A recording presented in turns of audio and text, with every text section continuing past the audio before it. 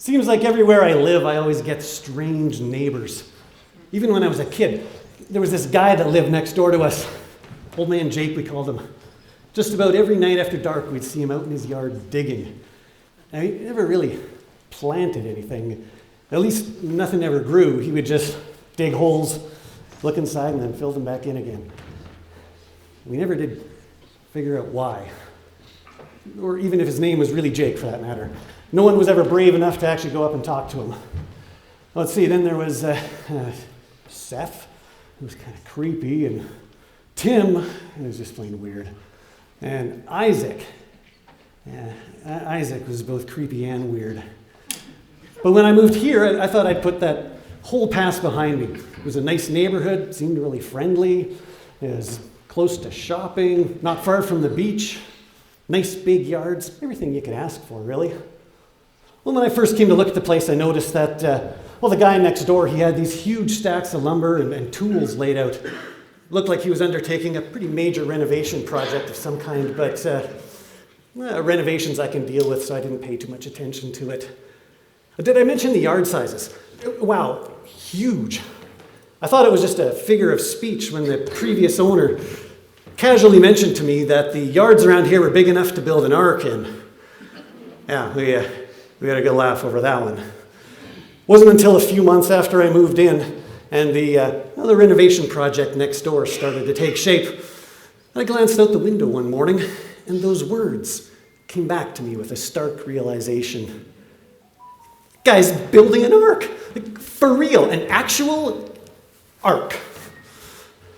I'm not going to lie. Part of me was intrigued by the sheer magnitude of the ambition. I mean, this wasn't just some little fishing boat he had going on. This thing was huge. So big you could probably fit everyone from the entire city inside and still have room left over. I don't know about you, but if my neighbor is constructing a monstrous ark in his yard, that's going to grab my attention.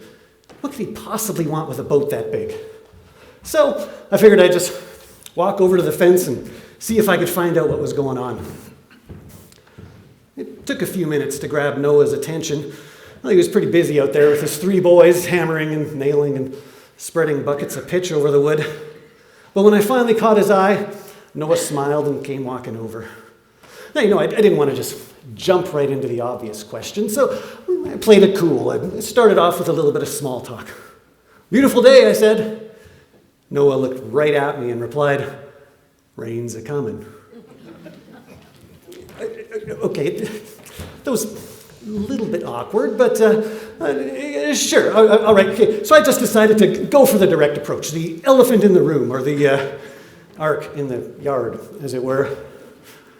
"So Noah, what's up with the ark?" "I'm glad you replied. I'm glad you asked," he replied.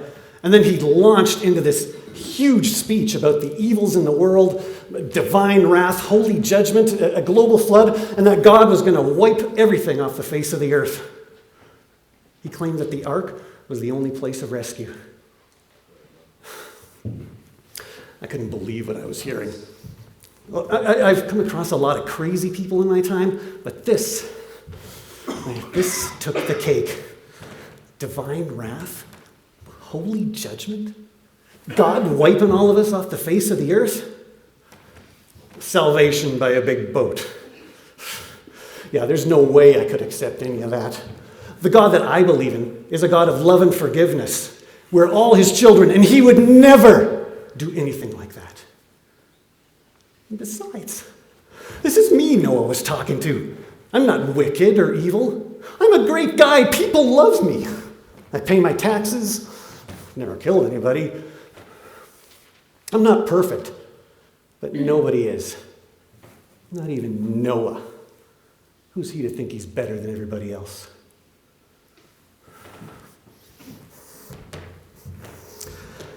Well, things were a little frosty between us after that. Noah would still try to warn me about the coming judgment, and I tried to talk some sense into him. But it only seemed to make matters worse. He wouldn't listen to a word I had to say, and he just kept building his ark, day after day, year after year. It seemed endless. Times I felt kind of bad for the guy. Well, people started coming from all over the place to look at the ark and laugh. He'd usually try to give them the same speech he'd given me, but now that just made them laugh even more.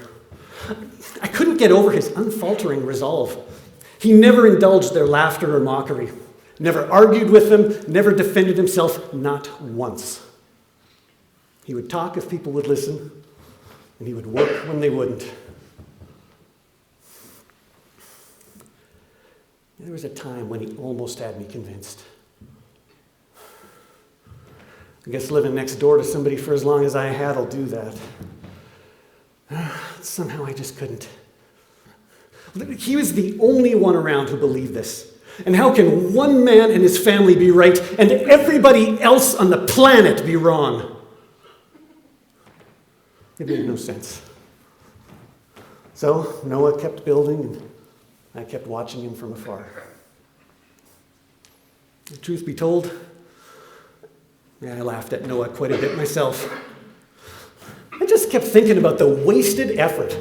Like, he could be out enjoying his life, living it to the fullest like the rest of us. But instead he's here, wasting years building this huge boat that nobody would ever need. Why do you insist on building it so big anyway? It's not like anybody else was interested in coming on board with him. But then one day, the strangest thing happened.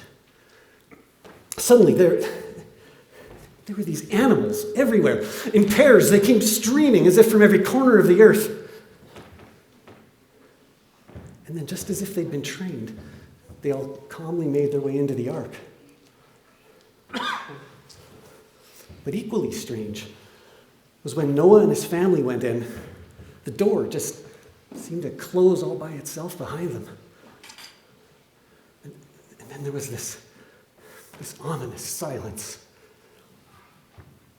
And suddenly, without warning, these huge storm cells started forming across the horizon and filling up the sky. I have never seen anything like it.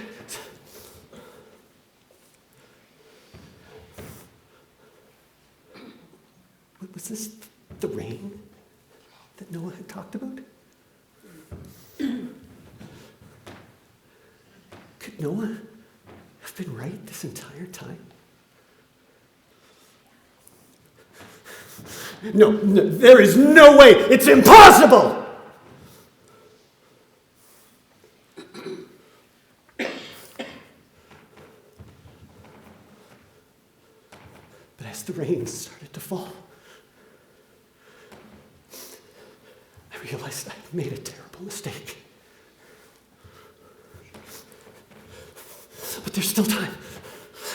I can still get on board the ark. No one knows me. He'll let me on. I just know he will. He won't turn me away. Noah!